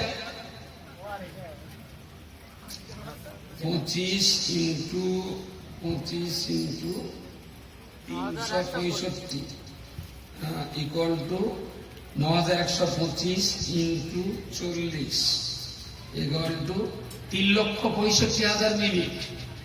এবারে ভাজো 60 সমান 6083 ঘন্টা, ভাজো 24 ইকুয়াল টু, জীবনে যদি 40 বছর খৈনি ডলে, শুধু বিড়ির জন্য খৈনি, শুধু খৈনি ডলার জন্য সময় গেছে 253 দিন। 200 বলুন, তাহলে আর 40 বছর বেঁচে লাভ কি? আজরাইল বলেন যে 1 বছর আগে তুলে রাখা, বেকার ঝামেলা না পাচ্ছে, আবার তো খৈনি টৈনি মনে মনে খেয়ে ফেলবেন, তুলে রাখা। এই হচ্ছে আমাদের লাইফ স্টাইল। যে লোকটা 40 বছর বয়সে 253 দিন রাতে দিনই খাওয়া, ঘুম, পেশাব, পায়খানা সব বন্ধ করে শুধু খৈনি রোতে যায় 253 দিন, 40 বছরে সেই লোকটা যদি বলে কাজ কামের চাপে কোরআন পড়া হয়নি, এসব কিসি মেরেছে ভূতো, তাই হয়েছে তো, এসব ভূতো, এসব অভিযোগ কোনো মতেই মেনে নেওয়া যায় না। আমি আবার বলছি, যদি লাইফটা নতুন করে আবার স্টার্ট করা যায়, যদি জীবনটাকে নতুন করে আর একবার রিফ্রেশ করে নেওয়া যায়, আমি বলছি বেঁচে যাবেন, আপনিও বেঁচে যাবেন, আমিও বেঁচে যাব, জীবন বেঁচে যাবে, আমার পরিবার বাঁচবে, জগৎ বেঁচে যাবে, আমার পরকাল বেঁচে যাবে। প্রিয় শ্রোতামণ্ডলী, মনে রাখো, আল্লাহ পাক রব্বুল আলামিন ইসলাম ধর্ম আমাদের ক্ষতি করার জন্য দেন নাই। ইসলাম আল্লাহ আমাদের উপরে রাগ করে দেননি। ইসলাম আল্লাহ আমাদের জন্য, আমাদের কোন দুঃখ মুসিবত কষ্ট দেওয়ার জন্য ইসলাম দেননি। ইসলাম কাউকে কাঁদাবার জন্য নয়, ইসলাম কাউকে বিপদে ফেলার জন্য নয়, ইসলাম কারো হক নষ্ট করার জন্য নয়, ইসলাম কারো বেইজ্জতি করার জন্য নয়। ইসলাম আল্লাহ দিয়েছেন কান্নার জন্য, ইসলাম নয় কান্নার চোখের পানি মুছিয়ে হাসি ফোটাবার নাম ইসলাম, কেড়ে খাবার নাম ইসলাম নয়, বরং আমার ভাগে, আমার মালে অন্যের ভাগ বসিয়ে দেওয়ার নাম হলো ইসলাম। আগুন মোল্লা বাবার নামটি ইসলাম নয়, বরং আগুন থামিয়ে দেওয়ার নামটাই হলো ইসলাম। ঝগড়া বাঁধাবার নামটি ইসলাম নয়, বরং ঝগড়া মেটাবার নামটাই হলো ইসলাম। আসলে কি সর্বনাশ আমরা করেছি, শুধুমাত্র ইসলামটাকে না জানার কারণে। যেমন আমার ঘরের ভিতরে অশান্তি, আমার ব্যবসায়িক জীবনে অশান্তি, আমার সামাজিক জীবনে অশান্তি, আমার রাষ্ট্রীয় জীবনে অশান্তি, আমার দাম্পত্য জীবনের অশান্তি, আমার রাজনৈতিক জীবনে অশান্তি। আল্লাহর বান্দা মনে রাখুন, আল্লাহর জাতের কসম করে আমি বলতে পারি, আপনি দুনিয়ার জীবনে যত বেশি পরিমাণ ইসলাম মেনে জীবন যাপন করবেন, আল্লাহ পাক রব্বুল আলামিন আপনারা জীবনে তত বেশি বেশি শান্তি নসিব করে দেবে। যত ইসলাম মানবেন তত শান্তি। কিন্তু আসলে কে যে আমাদের ভুল বোঝালো, কে যে আমাদের টোটকা করলো, কে যে জ্ঞান করলো যে পড়াশোনা করতে হবে না, নামাজ কালাম করতে হবে না, বাদ দে তো, পাটের ব্যবসা করবি, পাটে পানি দিবি, এই ব্যবসায় জীবনে লাভ করতে পারবি। কার চক্রে পড়ে যে আমরা এই ভুল পথে চলে গেলাম। একটা বার ট্রাই এগেন, আর একটা বার ফিরে আসুন ইসলামের কাছে, দেখি লাইফ পাল্টানো যায় কিনা, দেখি জীবনের শান্তির বার্তা আমরা দেখতে পাই কিনা, দেখি শান্তির আলো আমাদের জীবনে আমরা ফুটিয়ে তুলতে পারি কিনা। আমি গ্যারান্টি দিয়ে দিচ্ছি আপনি ফিরবেন। ইসলাম আপনার জন্য, আল্লাহ আপনার জন্য অপেক্ষা করছেন, আপনি ফিরবেন। পড়াশোনা দিয়ে শুরু হোক নতুন আর একটা জীবন। আজকে আমরা যারা মুসলিম কমিউনিটির উন্নয়নের জন্য বিরাট ভাবনা ভাবছি, মুসলিম কমিউনিটির ডেভেলপমেন্টের জন্য আজকে আমরা যারা বিরাট বড় রকম বড় বড় ভাবনা ভাবছি, আমি আপনাকে বলছি আপনি ভাবতে থাকুন। আপনার ভাবনার সঙ্গে আমি একমত, আপনিও ভাবছেন, আবার একজন ভাবছেন, অনেক বুদ্ধিজীবী জ্ঞানী গুণী মানুষেরা সবাই তো মুসলমান কমিউনিটির উন্নয়ন আর কল্যাণের জন্য ভাবছেন। শুধু আপনি মুসলমান কেন, আপনি ভাববেন আপনার উন্নয়নের জন্য সাচার কমিশনের রিপোর্ট তারাও তো ভাবনা চিন্তা করেছিল। আপনার উন্নয়নের জন্য বর্তমান বিজেপির কেন্দ্রীয় সরকার তারাও তো আপনার ডেভেলপমেন্টের জন্য ভাবনা চিন্তা করছে। সরকারটা বিজেপি, সরকারটা আরএসএস, কিন্তু এর পরেও সংবিধানের আইন অনুযায়ী বিজেপি সরকারও কিন্তু মুসলমানদের জন্য টাকা বাজেট পাস করছে। যদি কোনো ভাই থেকে থাকেন বা যদি জানা থাকে একটু বলবেন, উচ্চ মাধ্যমিক 60% নাম্বার নিয়ে যারা পাস করে ওদেরকে মৌলানা আজাদ এডুকেশন ফাউন্ডেশন থেকে বছরে 12,000 টাকা এককালীন স্টাইপেন্ড দেওয়া হয়। এটা কি কোন একজন লোক সাক্ষী দেবেন? ইয়েস বলো, তুমি জানো এটা? এটা কিন্তু actual Maulana Azad education foundation, এটা সেন্ট্রাল গভর্নমেন্টের একটা প্রজেক্ট। যখন কংগ্রেস আছে তখন কংগ্রেস চালায়, যখন সিপিএম আছে তখন সিপিএম চালায়, এখন বিজেপি আছে এখন বিজেপি চালাচ্ছে। বিজেপি সরকার কিন্তু এই জায়গায় টাকা বন্ধ করে, যে সংখ্যালঘু মুসলিমদের জন্য মৌলানা আজাদ এডুকেশন ফাউন্ডেশনের পক্ষ থেকে 60% নাম্বার নিয়ে পাশ করা মেয়েরা তারা এই সুযোগটা পাবে এবং এখনো পাচ্ছে, রানি আছে।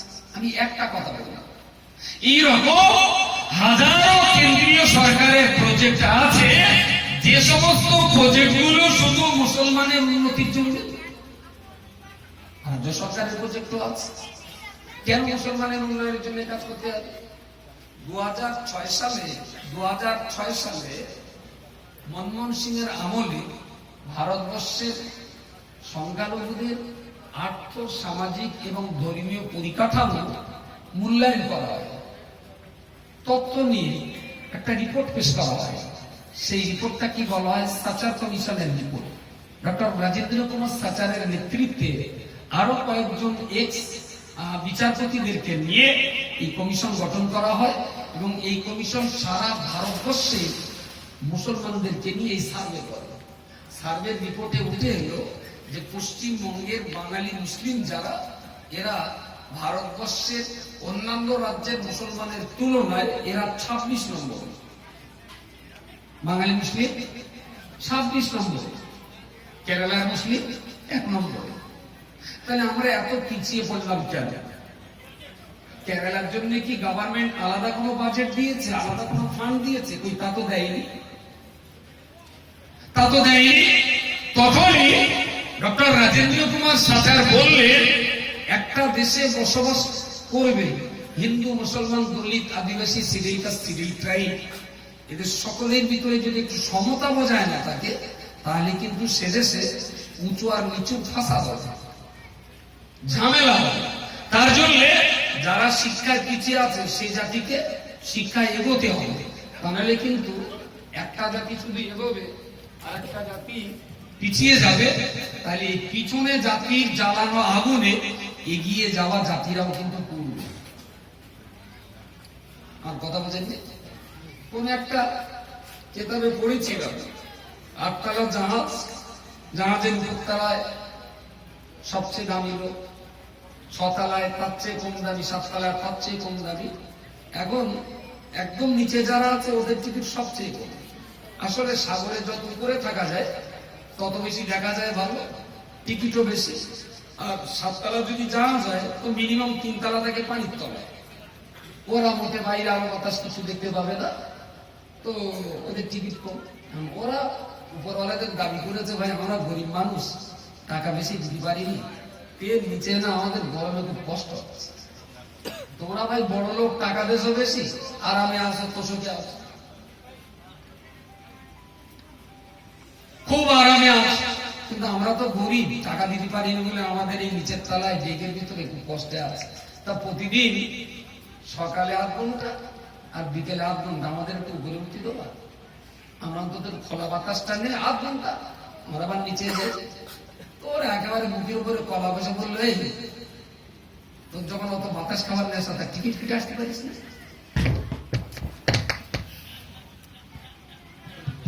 ছোট লোক কোথাকার, তুই টিকিট তো কাটবি, আমি টাকা দিই। তুই টিকিটের বেলা টাকা দিবি কম, আবার ভোগ করবি বেশি টাকার জায়গা। জায়গা দেবো না। আমি এদের যেহেতু এরা লোকেরা সে টিকিট কেটেছে, আবার সেই গোড়াগুড়ি চলে এসে দেখে দিত, এরা কটা বলে যায় সালা ওরা আরাম করে দিয়ে দেবো। হাতুড়িয়ার ব্রেক নাই তো, গুল ব্রেক নাই তো, নিচে বসে হাতুড়িয়ার গুল ব্রেক দে মেরে মেরে মেরে মেরে জাহাজের তলা তক্তা বসা। কারণ এই ঠক ঠক শব্দ হতে উপর থেকে একজন নিচে নেমে এসে দেখে ওরা তক্তা বসতে এসেছে, বলে তক্তা হসাচ্ছিস কি ব্যাপার, জাহাজ ডুবে যাবে? আমরা তো মরবো, তোরা কি করে বাতাস কাজ ওরাও দেখে দেবে। এ তাড়াতাড়ি করে ওখানে বলে এই সর্বনাশ হয়ে গেল। কি সেই যে সারারা এসেছিল ওরাও বাতাস খাবে, আমরা সে বাতাস খাওয়ার সুযোগ দেয়নি, ওরা বলে নিচে তক্তা ছাড়িয়ে দিচ্ছে। যারা তক্তা ছাড়াচ্ছে ডুববে মনে, আমরা তো ঘুরে আছি, কোনো টেনশন নেই। বুঝতে পারিনি? ওরা ছাড়াচ্ছে ওরা ডুববে, আমরা তো করে ভালোই আরামসে আছি। কিন্তু যারা ছাড়াচ্ছে শুধু ডুববে কি তারা? আসলে 8 তলায় থেকে অনেক কিছু মনে করা যায়, কিন্তু জাহাজের তলা যদি ছিদ্র হয়ে পানি ওঠে, সেই পানির শিকার সকলকেই হতে হয়। সুতরাং যে দেশে নানা জাতি প্রজাতির মানুষের বসবাস, সমস্ত জাতি উপজাতি প্রজাতি, সিভিল কাস্ট, সিভিল ট্রাইব, দলিত, আদিবাসী, হিন্দু, মুসলমান, শিখ, ইসাই, খ্রিস্টান, এদের সবার যদি সমান অধিকার না দেওয়া হয়, যদি এদেশের চ্যাটার্জি ব্যানার্জিরা মনে করে আমরা চিরকাল উপরে খাওয়া খাবো, তাহলে দলিত আদিবাসীরা বলে তলার তক্তা ফসকে যেত। আমার কথা বলা যায়নি? তোমরা ভাই লেখাপড়া বেশি করে থাকো, তোমাদের 8 ঘন্টা তো সুযোগ দাও। এই জন্য একটা দেশের নাগরিকদের ভিতরে অর্থনৈতিক এবং সামাজিক সমতা থাকা খুব জরুরি। সমতা থাকা, যদি অর্থনৈতিক এবং সামাজিক শিক্ষার যদি সমতা থাকে, সে দেশটা খুব ভালো চলবে। আর যখন অর্থনৈতিক আর সামাজিক সমতার জায়গায় যখন বৈষম্য হয়ে যাবে, কেউ রোজগার করবে প্রতিদিন 5 টাকা আর কেউ রোজগার করবে প্রতিদিন 5 কোটি টাকা, তাই 5 কোটিওয়ালারা 5 টাকাদেরকে গোলাম বানাবে। আর এরা গোলামি করতে করতে করতে করতে যখনই সুযোগ পাবে, এর বুকি মজার ঢুকিয়ে দিয়ে 5 কোটি টাকার মালিক হয়ে যাবে। এইভাবেই তো একটা দেশে খুন রাহাজানি বেড়ে যায়। ইসলাম এই জায়গাটায় সমতার কথা বলেছেন, সাদৃশ্যর কথা বলেছেন। যারা বড় লোক তাদের উপরে ওয়াজিব 2,500 টাকা যাকাত গরিবদের দেওয়া। ইসলামে আছে না যাকাত? ডক্টর রাজেন্দ্র কুমার সাজা ওই কমিশনে সুপারিশ করে বললেন, যে সমস্ত এলাকার মুসলমানরা অশিক্ষিত, আমরা লিস্ট করে দিচ্ছি, এই এলাকাগুলোতে স্কুল বানাতে হবে, ওই এলাকাগুলোতে আইসিডিএস বানাতে হবে, ওই এলাকাগুলোতে হাই স্কুল বানাতে হবে, সেই এলাকাগুলোর হাই স্কুলে সায়েন্স পড়াতে হবে, আবার সায়েন্সের ভালো ভালো মাস্টার দিতে হবে। আরে ভাই, আপনি মাওলানা মুসলমানের কথা বলছেন, আরেকজন হাফেজ মুসলমানের উন্নয়নের কথা বলছেন, আরেকজন কারি সাহেব মুসলমানের উন্নয়নের কথা বলছেন। আপনারা তো বলছেন আলহামদুলিল্লাহ, আপনি কেন? ডক্টর রাজেন্দ্র কুমার সাচার তিনি তো মুসলমান নন, তিনিও সুপারিশ করে গেছে যে মুসলমানদের উন্নয়ন ঘটানো উচিত, এবং গভর্নমেন্টকে তারা লিখিত সুপারিশ করে বললেন যে এই কাজগুলো যেন ইমপ্লিমেন্ট করা হয়। তাহলে আমি আর আপনি শুধু আমরা 2-5 জন উন্নতি চাচ্ছি, দেশের সরকার কিন্তু উন্নতি চাচ্ছে, দেশের গভর্নমেন্টও মুসলমানদের উন্নতি চাচ্ছে।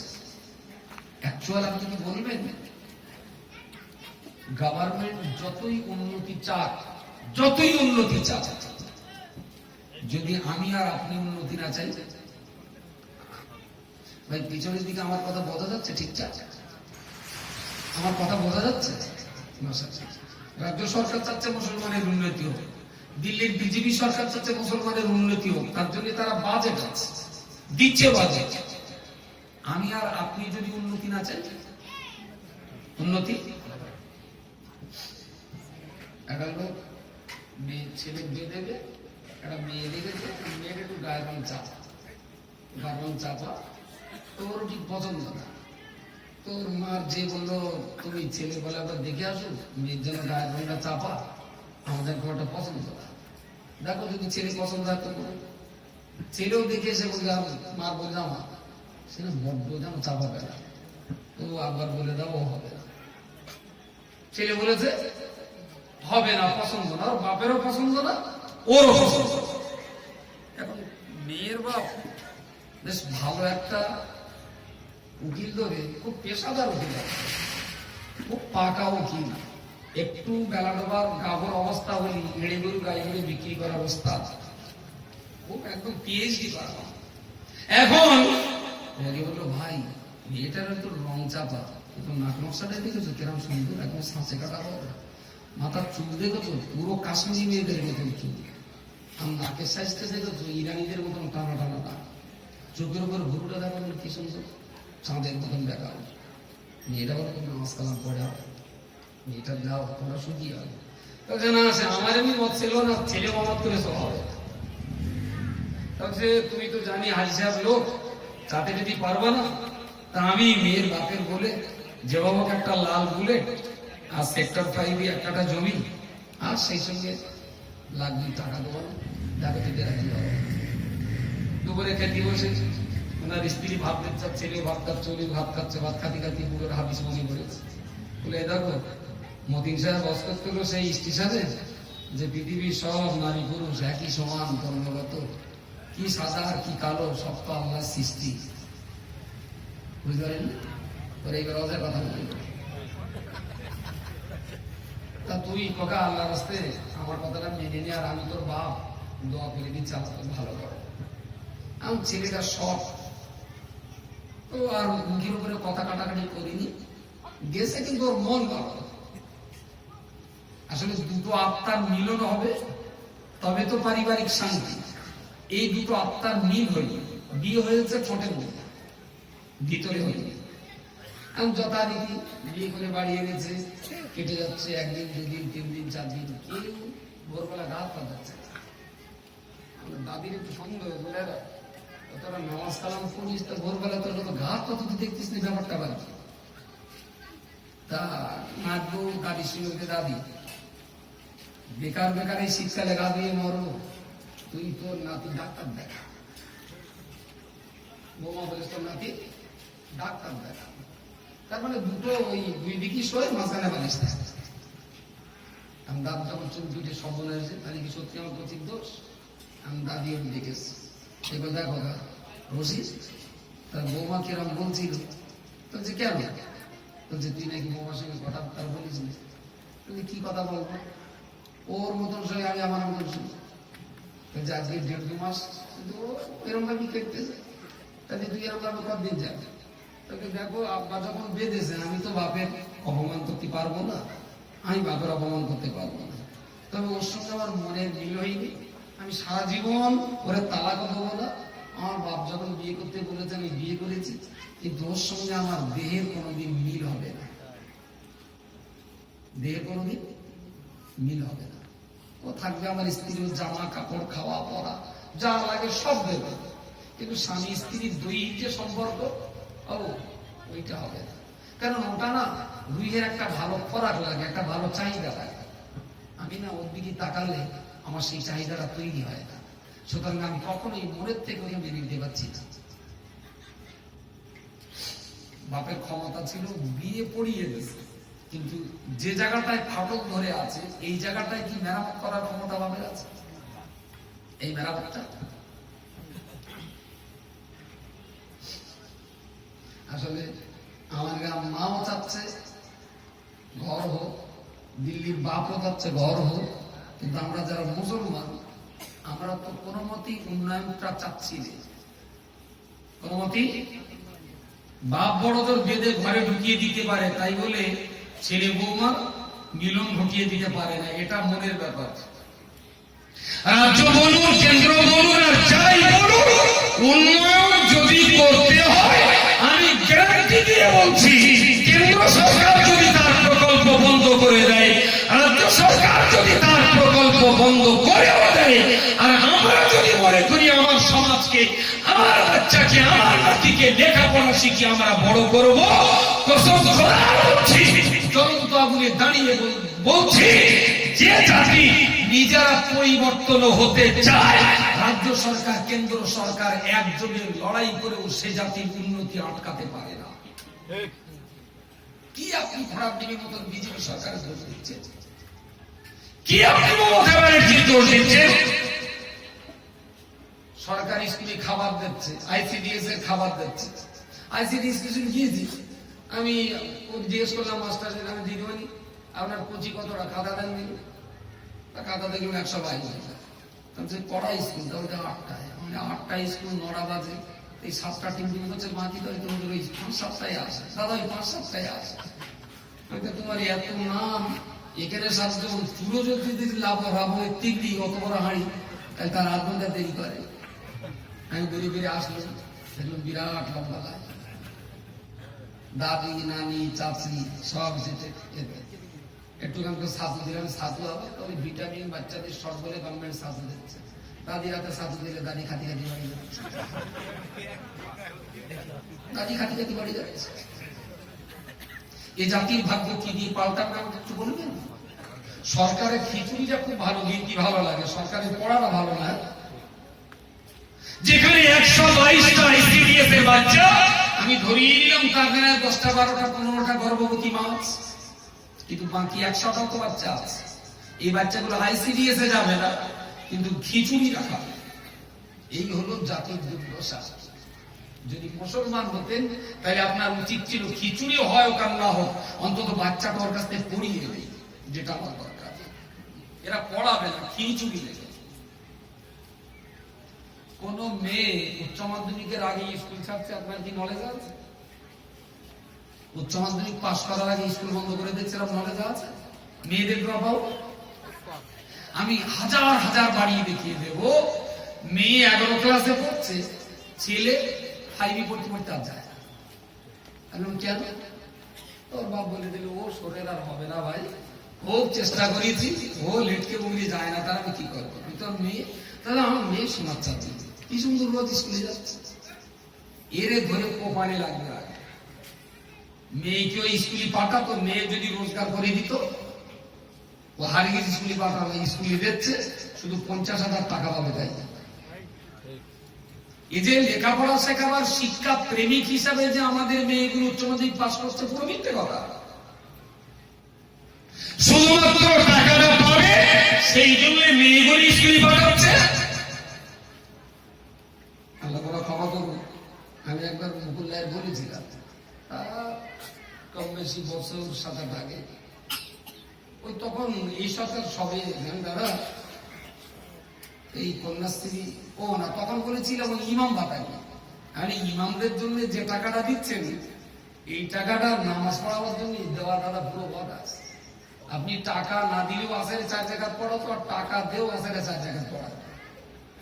টাকা দিচ্ছেন বলে যে ওইটা 4.5 জায়গা করবে তা হবে না, আমাদের ইসলামে যা আছে তাই করবে। তো টাকাটা নামাজের দরুন না দিয়ে যদি লেখাপড়ার দরুন দিতেন, যে আপনি ইমাম, গ্রামের লোক সপ্তাহে 1 দিন জুমায় আপনার কাছে আসে, আপনাকে 2,500 টাকা দেওয়া হলো, আপনি খোঁজ খবর নেবেন আপনার মহল্লার যে বাচ্চাগুলো স্কুলে যায় না তাদের স্কুলে পাঠানোর দায়িত্ব আপনার। তাহলে হতো কি, সরকার ইমামদের বেতন দিচ্ছে, ভাতা দিচ্ছে, এতে গ্রামের লোক ভাতার টাকা সরকার দিচ্ছে বলে এরা আবার কম করে দিচ্ছে। দেয়নি, অ্যাকচুয়ালি ইমামদের বড় ভালো লাভ হয়নি। ওদিক দিয়ে ইদুরির কাছ থেকে কিছু কেটেছে, তলার তার টুকচোনার বস্তা কেটে গেছে।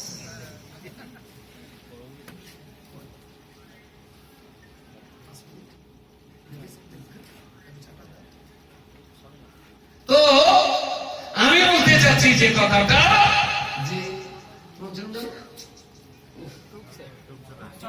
টুকচোনা লাগে মুকুল। তাহলে দাদা ওইটা যদি নামাজ পড়ানোর পারপাস না দিয়ে যদি আপনারা এডুকেশন পারপাস দিতে, আমার কমিউনিটির না কিছু লাভ হতো। আপনি ঠিক বলেছেন, ঠিক আছে, পরে ভেবে নিতে। তারপরে যখন কন্যাশ্রীর রূপশ্রী চালু হলো, আমি বললাম, দাদা একটা মদ্দাশ্রী করা যায়? বলছে, কেন? আমি কন্যাশ্রী রূপশ্রী করে মেয়েরা প্রচুর যাচ্ছে স্কুলে, কিন্তু মদ্দা তো যাচ্ছে না।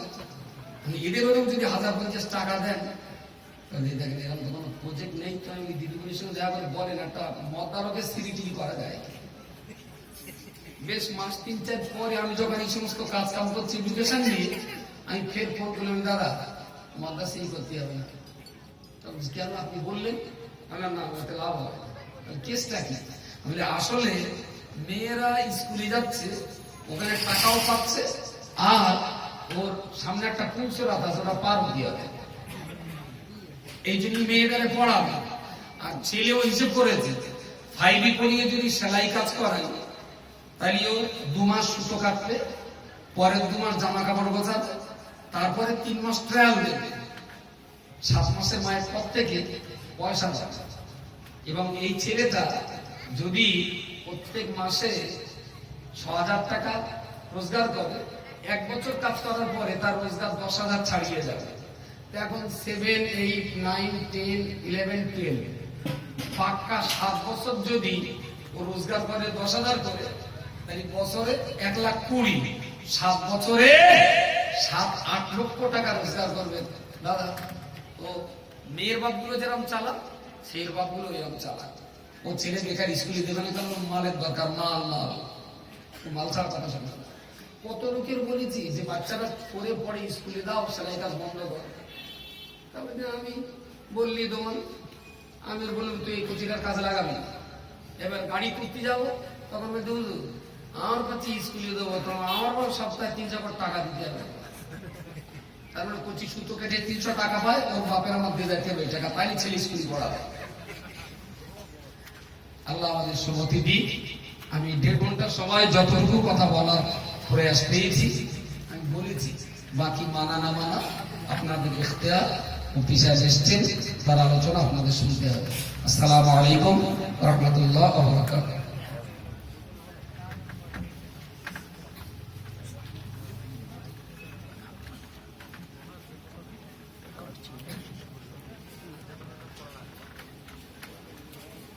নারায়ে তাকবীর।